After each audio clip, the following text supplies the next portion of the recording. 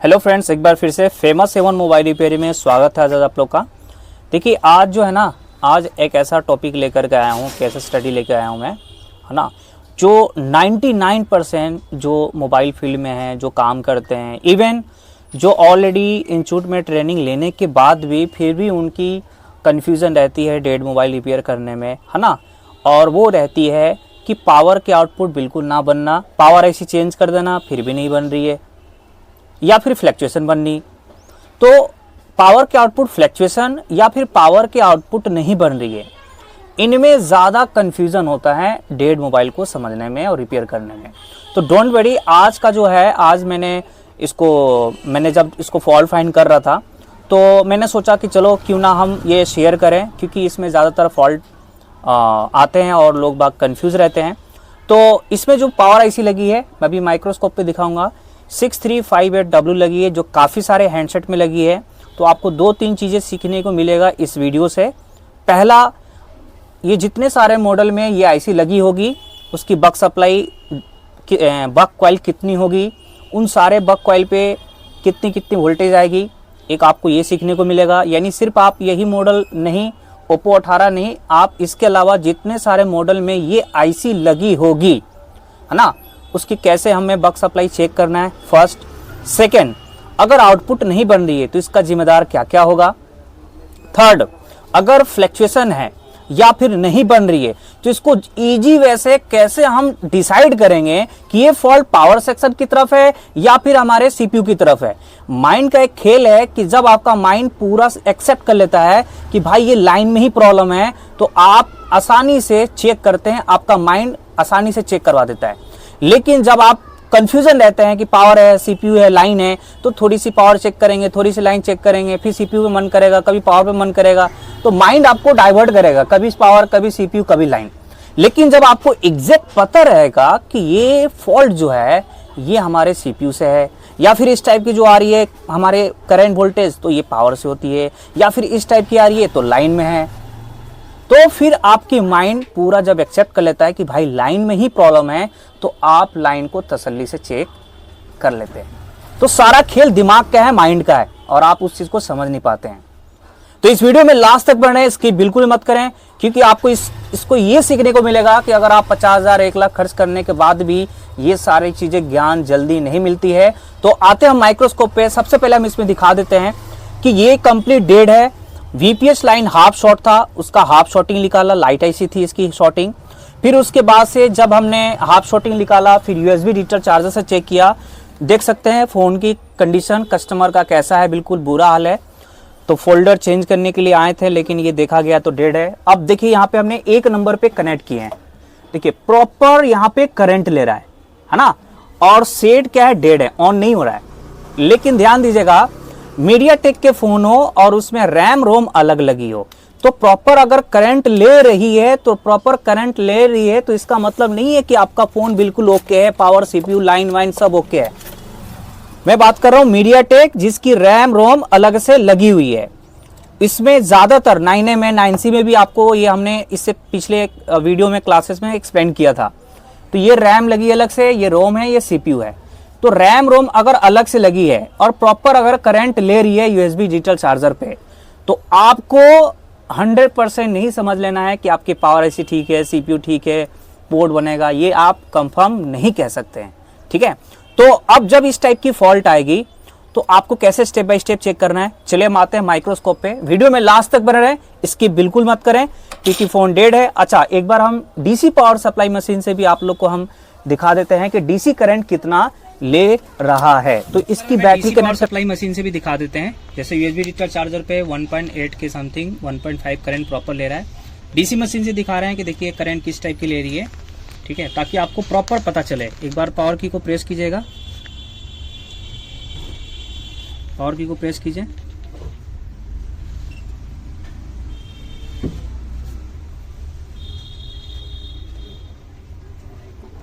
ठीक है। DC machine दिखाओ आप इधर अच्छे से, देखिए डीसी मशीन पे 30, 68, 80, 75 इस तरीके से, और जैसे पावर की छोड़ेंगे 0 हो जाएगा। छोड़ दो पावर की, देखिए 0 हो गया, ठीक है। इस तरीके से प्रॉब्लम है, पावर की रिलीज करते ही इस तरीके से आ रही है। तो ये सारे स्टेप बाय स्टेप चेक करेंगे, वीडियो में लास्ट तक बने रहे, ठीक है। आते हैं माइक्रोस्कोप की तरफ। तो ये जो आईसी लगी है यहाँ पे आप देख सकते हैं 6358W आईसी लगी है, पावर आईसी है। जो ये पावर आईसी काफ़ी सारे हैंडसेट में लगी होती है। तो पहले इसकी वीपीएच हाफ शॉट था, हाफ शॉटिंग तो वीपीएच निकाल दिया मैंने, फिर भी ये सेट ऑन नहीं हो रहा है। तो हमने सोचा कि ये नॉलेज को हम शेयर करते हैं, है ना, ताकि ये जो फॉल्ट में जो है ना काफ़ी भाई लोग कन्फ्यूज़न रहते हैं। और तो मैं सोचा कि यार हमारे ऑनलाइन क्लास में ये सारी चीज़ें जिक्र किया जाता है, तो सोचा कि चलो हमारे यूट्यूब फैमिली को भी ये थोड़ा हम शेयर करते हैं। बस आप लोग का ये है कि अगर आप लोग को ये चीज़ कंसेप्ट समझ में आता है तो लाइक कमेंट ज़रूर कीजिएगा, क्योंकि ये जो है देखिए मेरे पास ऑलरेडी इतने सारे फ़ोन पड़े हुए हैं ना, इतने सारे फ़ोन देखिए, इतने सारे फ़ोन ऑलरेडी पड़े हुए हैं रिपेयरिंग के लिए। डीलर का फ़ोन आया हुआ है, फिर भी मैं मतलब ये फॉल्ट फाइंड हो गया है, फिर भी मैं सोचा कि चलो एक बार हम ये नॉलेज को शेयर करते हैं, क्योंकि ये नॉलेज को शेयर करना बहुत ज़रूरी है। क्योंकि बहुत भाई लोग का ये कमेंट्स आता है इस फॉल्ट में वीडियो बनाने के लिए, है ना। तो अगर इससे आपको सीखने को मिलता है तो आप ज़रूर प्यारा सा कमेंट्स और लाइक ज़रूर कीजिएगा, शेयर ज़रूर कीजिएगा, ठीक है। बस आप लोग के यही चाहिए गुरुदक्षिणा के तौर पे, लाइक और कमेंट्स, ठीक है। तो अब मैं ये सारे सप्लाई के बारे में बताएंगे, वीडियो में लास्ट तक बने रहिए, ठीक है। तो इसको मैं साइड में रख देता हूँ और ये आप लीजिए, मल्टीमीटर लगा दीजिए।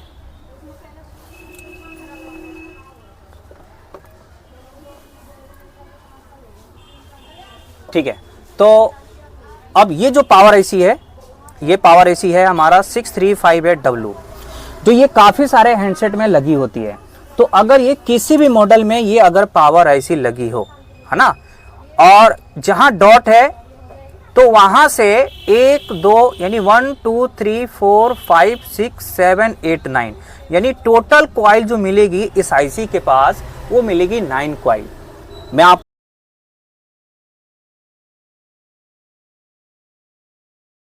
को स्क्रीन पे भी लगा देंगे इसकी बक की कितनी, कौन सी कॉइल पे क्या सप्लाई बनना चाहिए, हाला। जैसे मैं जल्दी चेकिंग कर लेता हूँ। जल्दी चेकिंग का रीज़न ये है क्योंकि मुझे पता है कि कौन सी कॉइल किसके लिए है, कौन सी बक कॉइल किसके लिए है। तो जब आपको पहले से पता रहता है ना, तो आपको ज़्यादा टाइम नहीं लगता है, आपको बिना डायग्राम खोले भी चेक कर लेंगे। तो जहाँ डॉट होगी उस डॉट के पास पहली कॉइल होती है VS1 की, जिसको बोलते हैं HLDO। यानी ये जो हमारी कॉइल है ये 2 वोल्ट की कॉइल है, और ये जो कॉइल है ये हमारा VPA नेटवर्क की कॉइल है। और दो जो कॉइल है ये 2 कॉइल हमारे बक के लिए है, बक 1 बक 2, ठीक है। उसके बाद से बक 1 बक 2 के बाद हमारे ये जो कॉइल है ये GPU के लिए है, और जो हमारे ग्राफिक्स की होती है, ठीक है। और ये जो कॉइल है ये हमारी कोर की है, ठीक है। और कोर के बाद ये जो कॉइल है ये मॉडेम की है, और ये वाली कॉइल EMI VDD2 है जो करीब 1 वोल्ट बनती है। और लास्ट जो कॉइल है ये हमारा है VS2 यानी LLO की कॉइल।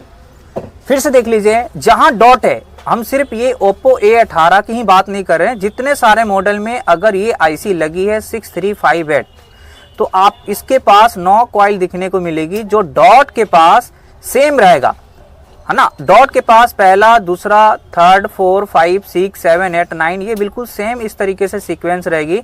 हाँ, हो सकता है कि जैसे ये कॉइल डिस्टेंस में लगी है तो इसके पास में लगकर आ जाए, ये हो सकता है। लेकिन जो सीरीज वाई होगा वो इसी प्रकार से होगा, जैसे ये 1 ये 2 ये 3 ये 4 ये 5 ये 6 ये 7 ये 8 ये 9 यानी ये हमारा VS1 VPA नेटवर्क, 2 बक, GPU, core, modem, EMI VDD2 और VS2 यानी LLDO।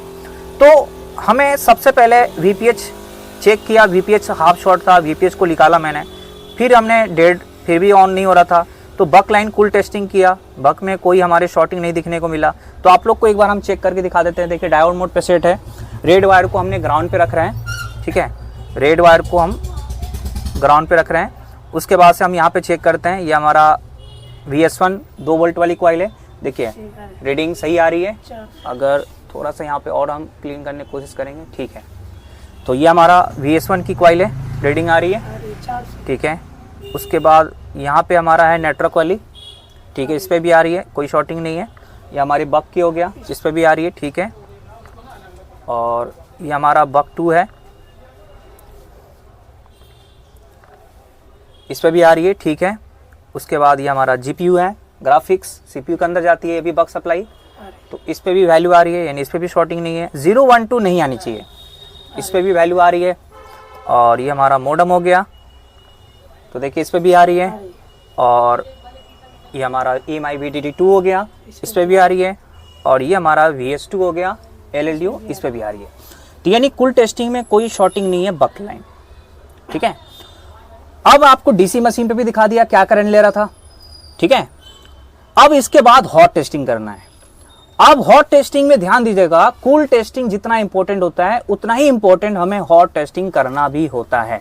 लेकिन हॉट टेस्टिंग हमें तभी समझ में आएगी, तभी हमें पता चलेगी जब उस आईसी के बारे में पता रहेगी कि वो आईसी क्या है, उस आईसी के पास कितनी कॉइल लगी होती है, कौन सी कॉइल किसके लिए है। जब आपको पता रहेगी तो आप परफेक्ट तरीके से चेक कर लेंगे। तो अब यहाँ पे हम सिर्फ चार्जर लगा करके बक सप्लाई चेक करेंगे। तो चार्जर को इंसर्ट करते हैं और चार्जर को इंसर्ट करके अब हम सारे बक सप्लाई चेक करेंगे। तो ये हमने चार्जर को इंसर्ट कर दिए। सबसे पहले हम चेक करेंगे इनपुट VPH कि हमारे इनपुट VPH बन रही है या नहीं बन रही है, ठीक है। यहाँ पे थोड़ा क्लीन कर लेते हैं, ठीक है। तो सबसे पहले हम इनपुट चेक करेंगे कि हमारे इनपुट VPH बन रही है या नहीं बन रही है। तो यहाँ पे हम DC वोल्ट पे सेट करेंगे, ठीक है। DC वोल्ट पे सेट हो गया, थोड़ा सा और इधर कर लो आप। यहाँ पे हम वोल्टेज चेक करेंगे। तो सबसे पहले इनपुट चेक करेंगे कि हमारे VPH इनपुट आ रही है या नहीं आ रही है। तो हॉट टेस्टिंग करने के लिए ब्लैक वायर को कहाँ रखना होता है, ग्राउंड पे। तो हम ब्लैक वायर को ग्राउंड पे रख लेंगे, ठीक है। और हम रेड वायर से चेक करेंगे। तो यहाँ पे देख सकते हैं VPH हमारे प्रॉपर आ रही है, इनपुट हो रही है, कोई दिक्कत नहीं है। पहले ये साउंड को हम थोड़ा ऑफ करें क्योंकि ये साउंड पसंद नहीं है ज़्यादा, ठीक है। अब ये हमारी VPH फिर से चेक कर लेते हैं यहाँ पे। तो VPH हमारे यहाँ पे इनपुट हो रही है, ठीक है। अब उसके बाद ये जो कॉइल है ये हमारा VS1 2 वोल्ट की कॉइल है, लेकिन यहाँ पे देखिए 2 वोल्ट आ ही नहीं रही है, अप डाउन इस तरीके से कर रही है, ठीक है। ये आप देख सकते हैं और ये बहुत ज़्यादा फॉल्ट आता है। सिर्फ यही नहीं, आप सिर्फ यही मॉडल नहीं, आप और भी जिसमें 2-3 पावर आईसी लगी है, आप उसको भी आप समझ पाएंगे कैसे। अगर इस टाइप की करंट अप डाउन करे, फ्लक्चुएशन करे वोल्टेज करंट, तो हमें कैसे उसको समझना है। ये हमारे नेटवर्क है, इसको चेक करने की जरूरत नहीं है। ये हमारे बक है, बक 1, देखिए इस पर भी हमारे कुछ नहीं आ रही है। ये बक 2, ठीक है। ये हमारे GPU, इस पर भी नहीं आ रही कुछ। ये कोर की है। और ये जितनी भी जो हमारे सप्लाई है, ये बक का, कोर का, GPU का, ये सब 0.6 से लेकर के 1.2, 0.6 मिनिमम होता है और मैक्सिमम 1.2 के आसपास ये वोल्टेज बनती है। तो इस पे भी नहीं आ रही है, इस पे अप डाउन कर रही है। ये हमारा EMI VDD2, देखिए इस पे भी नहीं आ रही है, यानी किसी किसी कॉइल पे अप डाउन कर रही है और ऑलमोस्ट सभी कॉइल पे कोई वोल्टेज दिखने को नहीं मिल रही है, देखिए। और इस पे भी हम चेक कर रहे हैं, ये हमारा LLDO का है, देखिए इस पे भी कुछ 2-3 मिली वोल्ट अप डाउन इस तरीके से कर रही है। तो अगर ये इस तरीके से फॉल्ट है और आपने इस फॉल्ट में पावर को पहले चेंज करके देख लिए, ठीक है, लेकिन प्रॉब्लम ये है कि सिंगल पावर आईसी लगी है तो हम जनरली उसको पावर को चेंज करके देख लेते हैं कि हमारे सप्लाई बनी या नहीं बनी। लेकिन प्रॉब्लम वहां आ जाती है जहां पे 3-3 आईसी 4-4 पावर आईसी लगी है। और 3-4 पावर आईसी का कंसेप्ट क्या है कि अगर कोई भी एक पावर डिस्टर्ब हुआ तो सारे पावर डिस्टर्ब हो जाते हैं। तो वहां हमें कंफ्यूजन हो जाती है कि हम चारों पावर आईसी का आउटपुट चेक कर रहे हैं तो कहीं पे भी आउटपुट वोल्टेज दिखने को नहीं मिल रही है। तो वहां पे हम सर पे हाथ रखकर हम सोचने लगते हैं कि अब मैं किस पावर को चेंज करूं, फर्स्ट को चेंज करूं, सेकंड को चेंज करूं, थर्ड को चेंज करूं, क्या करूं समझ में नहीं आ रहा है क्योंकि बक वोल्टेज बन ही नहीं रहा है। डोंट वरी, मैं आपको ट्रिक बता रहा हूं, सिर्फ आपको हैंड स्किल अच्छी होनी चाहिए, ठीक है। अगर इस तरीके से फॉल्ट हो और सिंगल पावर है तो आप इसको चेंज करके देख सकते हैं। लेकिन अगर 3-4 पावर आईसी है तो आप उन तीनों 4 पावर आईसी को ना छेड़े। अगर इस तरीके से ले रहा है, VPH इनपुट है, बक लाइन में कोई शॉर्टिंग नहीं है, ना छेड़े। अब आप इसके आसपास जो कैपेसिटर है CPU के आसपास है वो आप चेक कर लीजिए शॉर्टिंग के लिए, है ना। अगर आप चाह रहे हैं कि मेरे पास हैंड स्किल है, मैं जितना टाइम में इसको चेक करूंगा उतना टाइम में मैं कंफर्म कर सकता हूं कि ये हमारे किस साइड प्रॉब्लम है, ताकि हमें चेक करने में कंफ्यूजन ना हो। तो आप क्या कर सकते हैं कि इस टाइप में हमें सीपीयू को उठा लेना है। फिर सुनिए, आपके पास दो ऑप्शन है, बक लाइन में तो कोई शॉर्टिंग नहीं है, एलडीओ लाइन चेक करना या फिर हमारे सीपीयू को उठाना। सीपीयू को उठाने के बाद देखिए ये ट्रिक बहुत ही लाजवाब है ना। ये सारी चीजें मैं ऑनलाइन में शेयर करते हैं, पर मैं सोचा कि चलो आप लोग से शेयर करते हैं। अगर सीपीयू उठाने के बाद अगर यहाँ पे बक सप्लाई बनने लगा, पावर की आउटपुट किस टाइप की, जैसे 1.3 का है, 1.2 का है तो 1.2 जा करके अप डाउन हो रही है, 0.8 का है तो 0.8 जा करके अप डाउन हो रही है, 2 वोल्ट का कॉइल है तो 2 वोल्ट जा करके अप डाउन हो रही है। तो अगर सीपीयू निकालने के बाद इस तरीके से वोल्टेज बनने लगी तो नो डाउट आपकी पावर सेक्शन ओके है। मतलब जिसमें 2 पावर, 3 पावर, 4 पावर ऐसी लगी है, सीपीयू उठाने के बाद अगर सप्लाई बनने लगी तो आपको फिर पावर को, किसी भी पावर को चेंज करने की जरूरत नहीं है। अब आप या तो फिर सीपीयू ड्राई हो गई है, सीपीयू की कोई बॉल शॉर्ट हो गई थी जिसके वजह से सारे बक ड्रॉप हो गया था, तो आप सीपीयू को रिवॉल्व करके अगेन क्या करेंगे, फिक्स करके देखेंगे कि अब हमारी प्रॉब्लम सॉल्व हुई या नहीं हुई।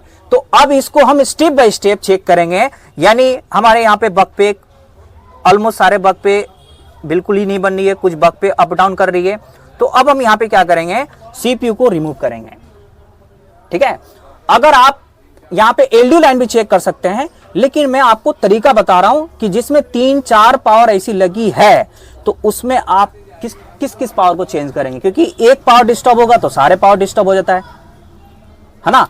अगर आपको ये 3 पावर 4 पावर ऐसी, PMX55 क्या होता है, PVR आईसी क्या होती है ना, ये सब नए आईसी के बारे में जानना चाह रहे हैं।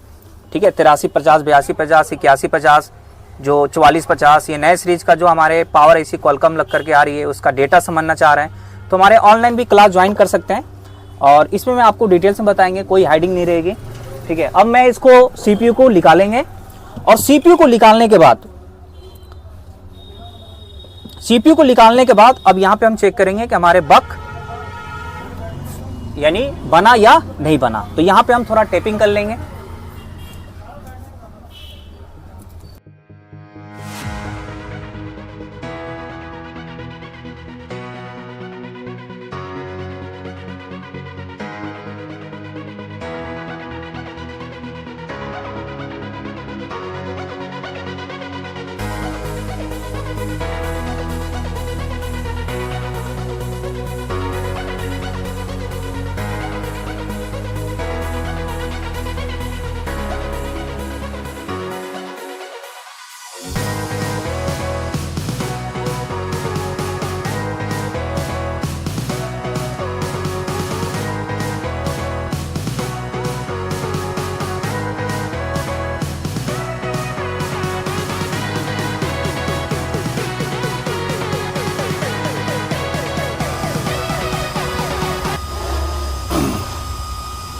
अब यहां पे अगर हमारे पावर सेक्शन ओके रहेगी तो सारे आउटपुट वोल्टेज बनेगी, फ्लैक्चुएशन प्रॉपर 2 वोल्टेज जाके फिर अप डाउन होगी, है ना, प्रॉपर 1.2 1.1 जाकर के अप डाउन होगी, प्रॉपर 0.7 0.8 जाकर के अप डाउन होगी।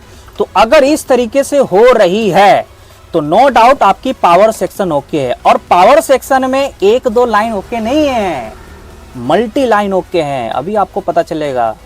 मैं अब यहाँ पे चार्जर को इंसर्ट करेंगे। अब हम चेक करेंगे फिर से बक सप्लाई, है ना, वोल्टेज हॉट टेस्टिंग। सीपीयू लिख ली हुई है, चार्जर को इंसर्ट करेंगे। चार्जर को इंसर्ट करके सबसे पहले हम आप यहाँ पे वीपीएच चेक करके दिखा देते हैं कि हमारे देखिए वीपीएच बन रही है। यहाँ पे क्लीन नजर आ रही है आप लोग को, थोड़ा सा और क्लीन कर देते हैं। ठीक है, ब्लैक वायर को ग्राउंड करेंगे। सबसे पहले यहाँ पे वीपीएच देखा लेते हैं, वीपीएच बन रही है। अब देखिए ये हमारा VS1 देखिए जा रही है, लगभग 2 वोल्ट जा करके फ्लैक्चुएशन कर रही है। तो इस तरीके से कर रही है, इसका मतलब पावर सेक्शन ओके है। ये नेटवर्क है, इसमें नहीं बनेगी वोल्टेज। ठीक है, और ये हमारा बक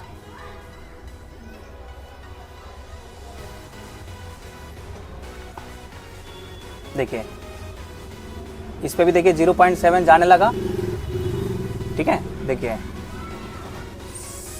3, 6, करीब 6, 7 की तरफ जा रही है, 0.77 की तरफ जा रही है, यानी ये भी ओके है। ये हमारा बक 2, आप यहाँ पे स्क्रैच करके भी यहाँ पे भी चेक कर सकते हैं ये चीज़ें। मैं पहले ब्लैक को हटा लेते हैं क्योंकि लाइन एक ही है। देखिए यहाँ पर भी प्रॉपर आकर के अप डाउन हो रहा है। उसके बाद से ये हमारा कोड, देखिए ये भी आ रही है प्रॉपर। और ये हमारा जीपीयू शायद ये सेट ऑन होने के बाद आती है, इस पे नहीं आ रही है। ये मॉडम देखिए इस पे भी आ रही है। और ये हमारा EMI VDD2 करीब 1 वोल्ट, तो 1 वोल्ट के आसपास भी जाएगी। देखिए गया, अप डाउन हो रही है, यानी ये भी ओके है। ये हमारा LLDO VS2 मीडियाटेक में लिख करके आएगा, तो LLDO हम एक बार सही से लगाते हैं। देखिए ये भी हमारे 1.3 जाकर अप डाउन हो रहा है। यानी इस तरीके से हो गया ना, आप श्योर हो गए हैं कि हमारे पावर सेक्शन ओके है। आपको पावर में कोई क्रिस्टल, कोई बक लाइन में, कोई VPH लाइन में कोई छेड़छाड़ नहीं करना है। अब आपको अगेन CPU को रिवॉल्व करके लगाना है, और रिवॉल्व करके लगाने के बाद अगर फिर से सेम प्रॉब्लम आ गई तो इसका मतलब CPU इंटरनली कोई शॉर्ट हो गई है, या CPU में जाने वाले लाइन कोई शॉर्ट हो गई है, जो CPU लगाते ही वोल्टेज को क्या कर रहा है, ड्रॉप कर रहा है। अगर यहां पे फिर भी अगर बक सप्लाई नहीं बनता ना, तो फिर हम CPU की तरफ नहीं जाते हैं। हम पहले पावर लेवल को ओके करते हैं, यानी पावर सेक्शन को पहले सही करते हैं। पहले इस तरीके से वोल्टेज को पहले हम बनाते हैं कि फ्लक्चुएशन आ रही है या नहीं आ रही। नहीं, जब तक इस तरीके से वोल्टेज हम नहीं बनाएंगे तब तक हम CPU लगा करके स्टेबल नहीं कर सकते हैं। अगर इस तरीके से आ रही है तो पावर सेक्शन ओके है, अगर नहीं आ रही है तो पावर सेक्शन में फॉल्ट है। अब आपका माइंड पूरा प्रिपेयर हो गया कि भाई आ रहा है तो इधर प्रॉब्लम नहीं है, और अगर नहीं आ रहा है तो पावर सेक्शन में ही है। अगर हम 10 बार भी CPU रिवॉल्व करके लगा देंगे तो भी नहीं होगा, हमें पहले पावर सेक्शन को ओके करना है। अब आपका माइंड आपको हेल्प करेगा चेक करवाने में, समझने में। आई होप आप लोग समझ में आ रहा होगा आप लोग क्या कहना चाह रहे हैं। और यही सारे चीजें जो है ना ऑनलाइन में शेयर किया जाता है कि कैसे हम अपने टाइम को सेव कर सकते हैं, है ना।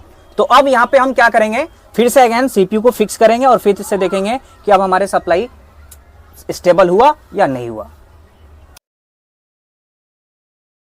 अब यहाँ पे मैं क्या करूंगा, CPU को अगेन फिक्स करेंगे और फिक्स करके चेक करेंगे कि हमारे बक जो है वो हमारा स्टेबल हुआ यानी बना या नहीं बना। देखिए प्रोसेस क्या है, जब हमारा CPU का जो जो रिक्वायर होता है ना, जो जो रिक्वायर होता है, अगर वो रिक्वायर फुलफिल हो जाता है, जो भी चाहिए पावर IC से, अभी मैं नेक्स्ट वीडियो में आपको एक्सप्लेन करेंगे कि CPU को चलने के लिए क्या क्या रिक्वायर, मतलब क्या क्या वोल्टेज चाहिए। करीब करीब 12 से 14 वोल्टेज होती है। जब वो 12-14 वोल्टेज फुलफिल हो जाती है तो CPU मीडियाटेक है तो वॉचडॉग निकालेगी, और क्वालकॉम है तो पीएसहोल्ड निकाल करके इस पावर के अंदर जाएगी। जब वो सिग्नल पावर के अंदर जाती है तो फिर पावर सारे बक LDO को स्टेबल कर देता है। तो अब फ्लक्चुएशन का मतलब ये हो गया कि आपकी पावर CPU के बीच कम्युनिकेशन नहीं है, क्योंकि अगर कम्युनिकेशन रहती तो CPU पीएसहोल्ड उसको देती, पावर को देती, और पावर सभी बक और LDO को स्टेबल कर देता। तो अब यहाँ पे नहीं बनना या फ्लक्चुएशन, इन दोनों सूरत में, दोनों कंडीशन में आपकी प्रॉब्लम जो है वो पावर CPU के बीच, यानी CPU भी हो सकता है, पावर भी हो सकता है, और लाइन भी हो सकती है। तो अब यहाँ पे हम अगेन पावर को यानी CPU को फिक्स करेंगे। हमें रिवॉल्व करने की ज़रूरत नहीं है क्योंकि हमने प्रॉपर सेफ तरीके से निकाला मैंने। और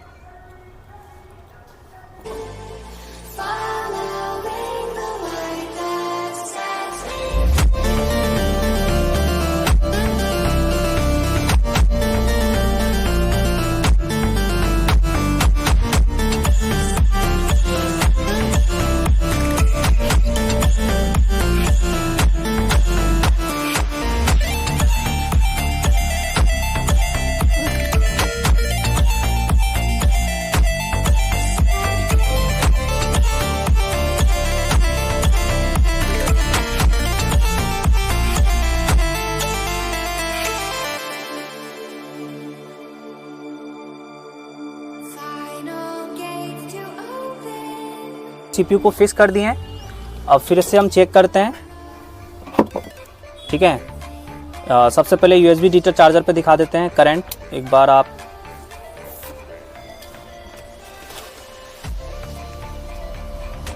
तो यहाँ पे देखिए CPU फिक्स कर दिए। एक बार हम USB डिजिटल चार्जर पे दिखा देते हैं करंट कि हमारे वही आ रहा है या नहीं आ रहा है। फिर उसके बाद से बक का सप्लाई देखेंगे कि हमारे स्टेबल हुआ या नहीं हुआ, ठीक है।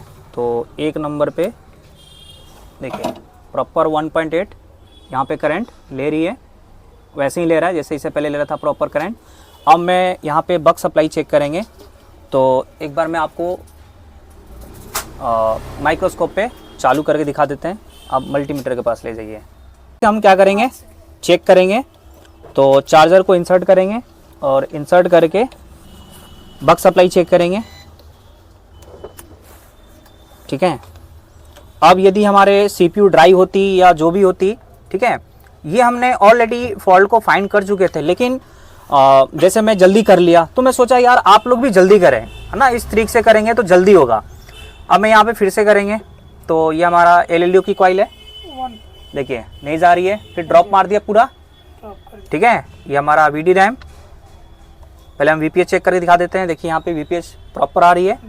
ये हमारा HLDO का कॉइल है, देखिए नहीं बन रही है, तो वोल्टेज प्रॉपर नहीं जा रही है, नहीं जा रही है, बिल्कुल लो में अप डाउन कर रही है। सेम टू सेम पहली जैसे पहली कंडीशन में ये आ गया, ठीक है। और ये हमारा बक था, देखिए ये भी हमारी प्रॉपर नहीं जा रही है।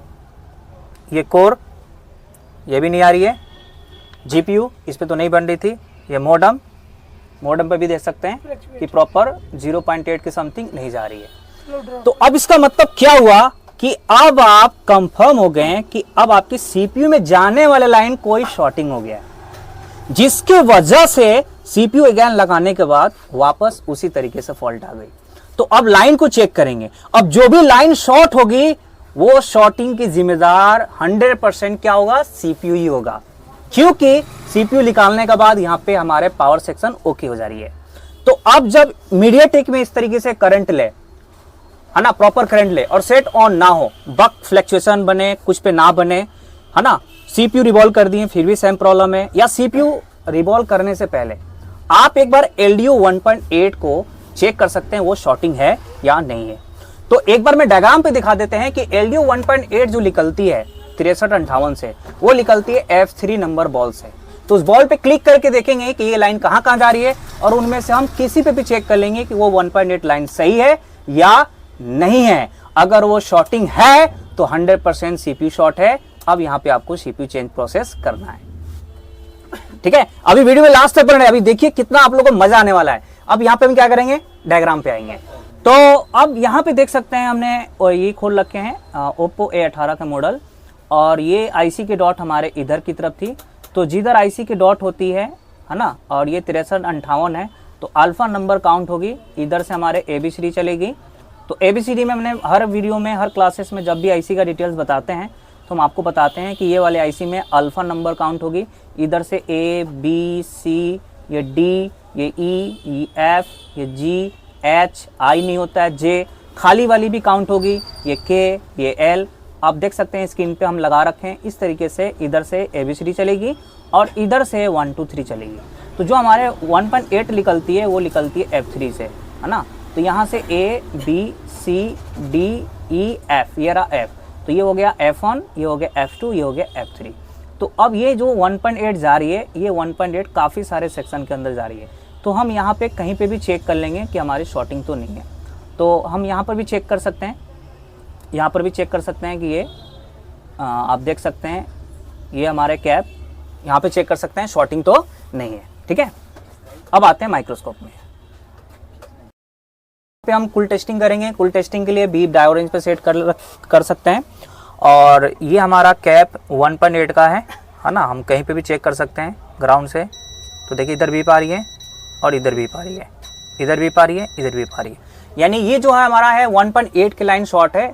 और शॉर्टिंग में क्या है, बिना आप ज़्यादा झंझट पालते हुए कंफर्म कह सकते हैं कि अब शॉर्टिंग में CPU है। अब जैसे CPU निकालेंगे 1.8 लाइन सही हो जाएगी, पावर हमारा सेक्शन ओके हो जाएगा, पावर फ्लैक्चुएशन बनने लगेगा। अब मैं आपको यहाँ पे फाइनली सीपीयू निकाल करके फिर से ये चेक करके दिखाते हैं कि 1.8 लाइन हमारा सही हुआ या नहीं हुआ। तो इससे आप देख सकते हैं कि अभी मैं एक्सप्लेन कर रहा हूं तो ये 25-30 मिनट का वीडियो बन गया, लेकिन अगर ये एक्सप्लेन नहीं करें तो ये सिर्फ 15 मिनट का काम है ना, 15 मिनट का काम है, 15 से 20 मिनट का काम है। अब मैं यहाँ पे फिर से सीपीयू को निकालेंगे और सीपीयू को निकाल कर चेक करेंगे कि हमारे 1.8 लाइन सही हुआ या नहीं हुआ। यानी यहाँ पे आपको रोजिन वगैरह लगाने की जरूरत नहीं पड़ रही, बस बहुत ही बच जाएगा, है ना। आई होप आप लोग समझ पा रहे होंगे हम क्या समझाने की कोशिश कर रहे हैं, ठीक है। और हमारे ऑनलाइन क्लासेस में डेली रिवाइज भी होती है, ताकि जो भी चीज़ समझाया जाए वो चीज़ें आप जल्दी भूलें नहीं। और हफ्ते में एक दिन जो है वो सिर्फ डिस्कस होती है, जो भी क्लासेस हुआ है उसके बारे में पूछा जाता है कि इससे पहले जो भी हुआ 6 दिन में वो क्या क्या समझे, क्या डाउट है, क्या क्वेश्चन है, ये सारी चीज़ें। तो अगेन हम सीपीयू को निकालेंगे और चेक करेंगे 1.8 लाइन कि सही हुआ या नहीं हुआ।